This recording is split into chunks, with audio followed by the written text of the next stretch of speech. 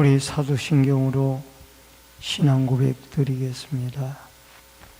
전능하사 천지를 만드신 하나님 아버지를 내가 믿사오며 그 외아들 우리 주 예수 그리스도를 믿사오니 이는 성령으로 잉태하사 동정녀 마리아에게 나시고 본교 빌라도에게 고난을 받으사 십자가에 못 박혀 죽으시고 장사한 지 사흘 만에 죽은 자 가운데서 다시 살아나시며 하늘에 오르사 전능하신 하나님 우편에 앉아 계시다가 저리로서 산자와 죽은 자를 심판하러 오시리라. 성령을 믿사오며 거룩한 공예와 성도가 서로 교통하는 것과 죄를 사하여 주시는 것과 몸이 다시 사는 것과 영원히 사는 것을 믿사옵나이다. 아멘. 찬송가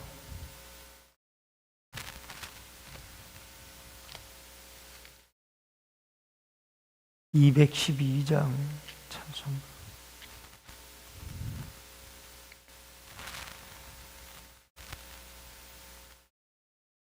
찬송가 212장. 겸손히 주를 섬길 때 괴로운 일이 많으나 구주여 내게 힘주사 잘 감당하게 하소서. 인자한 말을 가지고 사람을 감화시키며 갈 길을 잃은 무리를 잘 인도하게 하소서.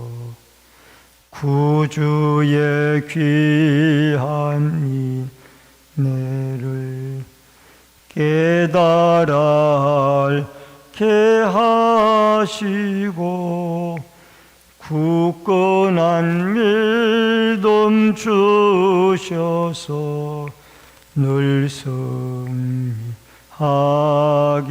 하소서. 장래의 영광 비추사 소망이 되게 하시며 구주와 함께 살면서 참 평강 얻게 하소서. 아멘. 하나님의 말씀은 신명기서 21장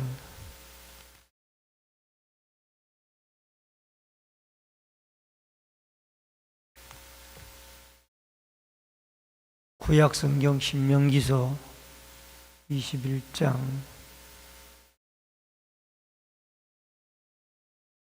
1절로 23절의 말씀을 교독해서 읽겠습니다. 신명기서 21장 1절로 23절의 말씀. 네 하나님 여호와께서 내게 주어 차지하게 하신 땅에서 피살된 시체가 덜에 엎드러진 것을 발견하고 그 쳐 죽인 자가 누구인지 알지 못하거든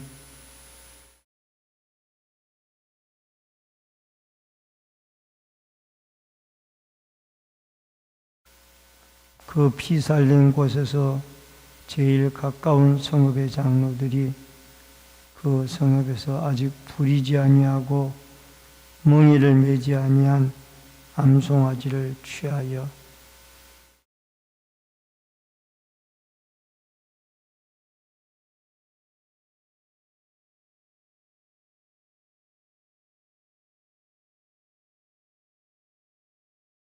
레위 자손 제사장들도 그리로 갈지니 그들은 네 하나님 여호와께서 택하사 자기를 섬기게 하시고 또 여호와의 이름으로 축복하게 하신 자라. 모든 소송과 모든 투쟁이 그들의 말대로 판결될 것이니라.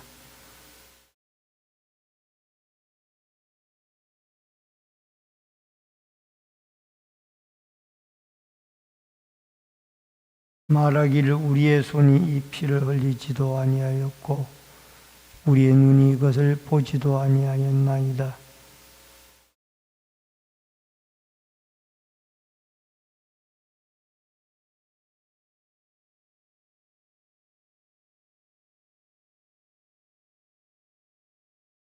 나는 이와 같이 여호와께서 보시기에 정직한 일을 행하여 무지한 자의 피 흘린 죄를 너희 중에서 제할지니라.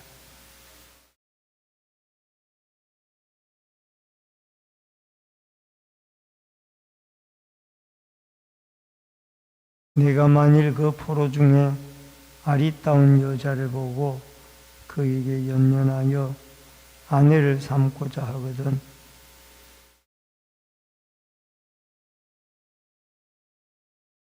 또 포로의 의복을 벗고 내 집에 살며 그 부모를 위하여 한 달 동안 애곡한 후에 내가 그에게로 들어가서 그의 남편이 되고 그는 내 아내가 될 것이요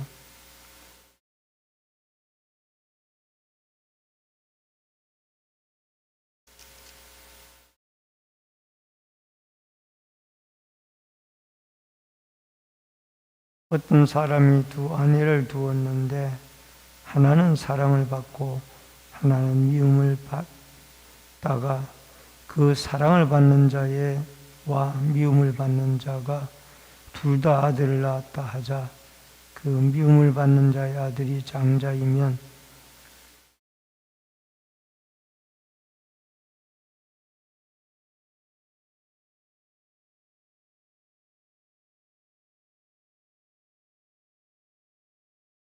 반드시 그 미움을 받는 자의 아들을 장자로 인정하여 자기의 소유에서 그에게 두 몫을 줄 것이니 이는 자기의 기르기의 시작이라. 장자의 권리가 그에게 있음이니라.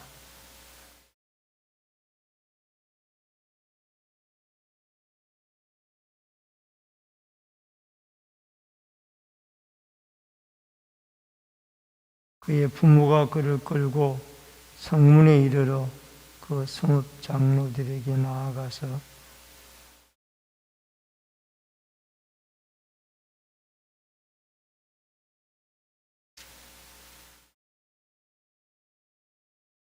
그 성읍의 모든 사람들이 그를 돌로 쳐 죽일지니 이같이 내가 너희 중에서 악을 제하라. 그리하면 온 이스라엘이 듣고 두려워하리라.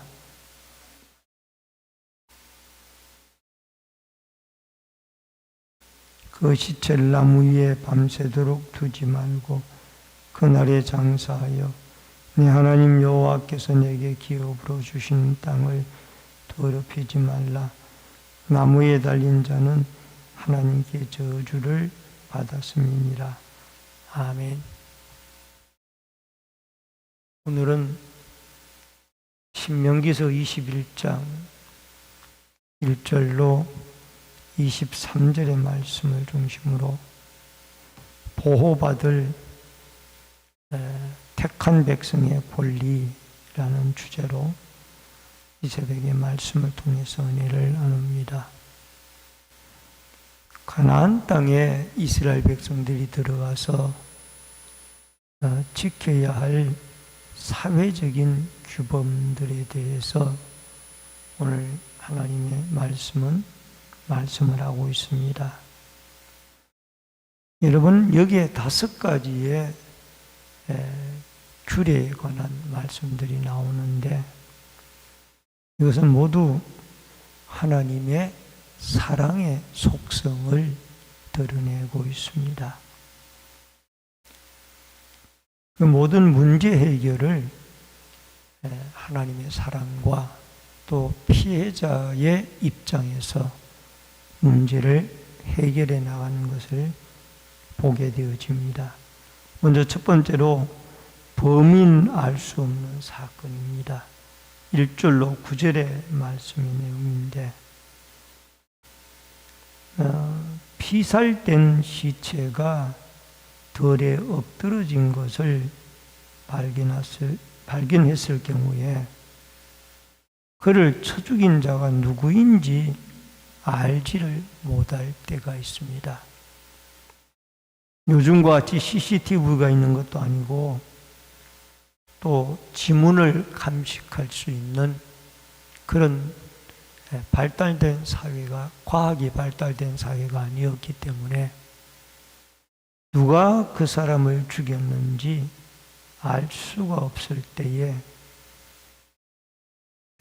그 피살체가 발견되어진 곳에서 가장 가까운 성읍의 장로들이 성읍에서 아직 부리지 아니한 멍에를 매지 아니한 암송아지를 취하여다가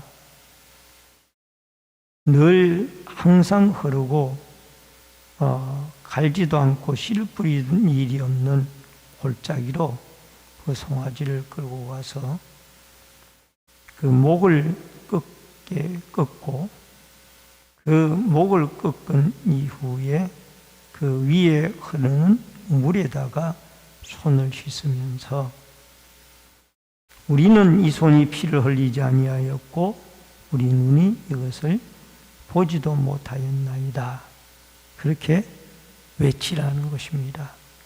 이것은 그 성읍의 장로들만 하는 것이 아니고 5절에 보면은 레위의 자손 제사장들도 함께 가서 그 일을 처리해야 한다라는 겁니다.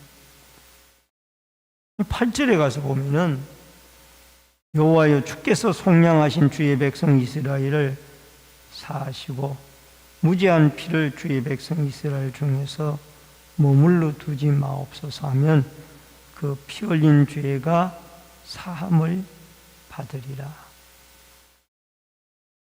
그리고 나서 이들은 주의 백성 이스라엘을 사하시고 무죄한 피를 주의 백성 이스라엘 백성 중에 머물러 두지 말게 하옵소서.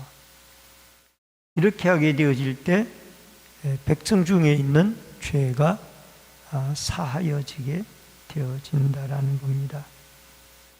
여러분 9절에 가서 보면은 정직한 일을 행하여 무죄한 자의 피 흘린 죄를 너희 중에서 제할지니라.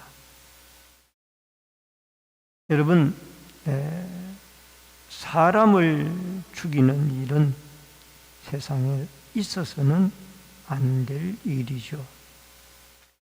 그러나 그 일이 발생이 되어졌을 때 우리는 그 일을 그냥 방치하지 말고 죄를 씻는 방법을 말씀을 따라 취하여서 그 땅에서 사람 피 흘린 죄를, 사람을 죽인 죄를 그곳에서 제하여 가게 하라는 것입니다. 여러분 그 죽인 사람이, 죽임을 받은 사람의 가족들이 있을 것입니다. 그들은 피해자입니다. 그렇기 때문에 그 가족들에게 이 장로들이나 제사장들은 이런 결례를 행하여서 어떤 속죄의 의식을 행함으로 말미암아 가족들에게 위로가 되어지고 또 그 가족들에게 일부나마 어떤 죽은 사람에 대한 원한을 풀리어지도록 하는 이런 하나님의 긍휼과 사랑의 마음이 담겨져 있습니다. 두 번째가 여자 포로를 아내로 삼는 규정인데 10절로 14절의 내용이 그 내용입니다. 포로로 붙잡아온 여인 중에 아리따운 여자가 있어서 그 아내로 삼고자 할 때에 먼저 머리를 밀고 손톱을 빼고 손톱을 베고 그 다음에 더 나아가서 한 달 동안 그 부모를 위하여 애곡을 한 후에 그 뒤에 아내로 맞이하게 되어집니다.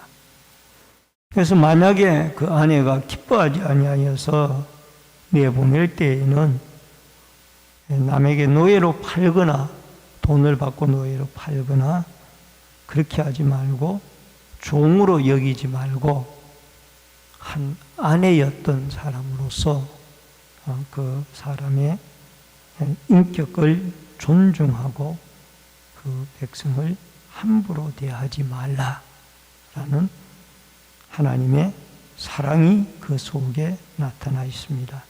세 번째 장자의 권리가 15절로 17절에 나옵니다마는 어느 한 가정에 남편이 두 아내를 두었는데 이 일부 일처제에서는 사실 성경은 일부 일처제를 말하고 있는데 두 아내를 두었다라는 것은 이것은 하나님의 법도에서 이미 많이 빗나간 일들입니다. 근데 첫 번째 그 두 아내 중에서 한 아내는 미워하고 한 아내는 사랑했습니다. 그런데 미워하는 아내의 아들도 낳고 사랑하는 아내의 아들도 낳았습니다. 그런데 미워하는 아내의 아들이 장자이면은 그에게 장자의 권한을 인정하고 두 몫을 그 아들에게 주라는 겁니다. 그래서 무엇을 말하는 거니? 아버지는 감정에 따라서 자기가 사랑하는 아내의 아들에게 장자를 물려주고 싶은 마음이 있을 거예요. 그러나 하나님은 공평하신 하나님이라 먼저 태어난 자의 그 아내가 미워하는 아내이든 사랑하는 아내이든 그에게 장자권을 주어서 공평하신 하나님의 그 의의를 드러내도록 하고 있는 것을 보게 되어집니다. 네 번째가 패역한 아들에 대한 규정이 18절로 21절에 나오는데 그 아버지의 말이나 어머니의 말에 순종하지 아니하는 자녀가 있었습니다. 그 자녀를 도저히 훈계를 해도 듣질 않으니까 그때에는 그 부모와 그를 끌고 성읍의 장로들에게 나아가서 그 아이에 대해서 처벌을 요청을 할 것을 이야기합니다.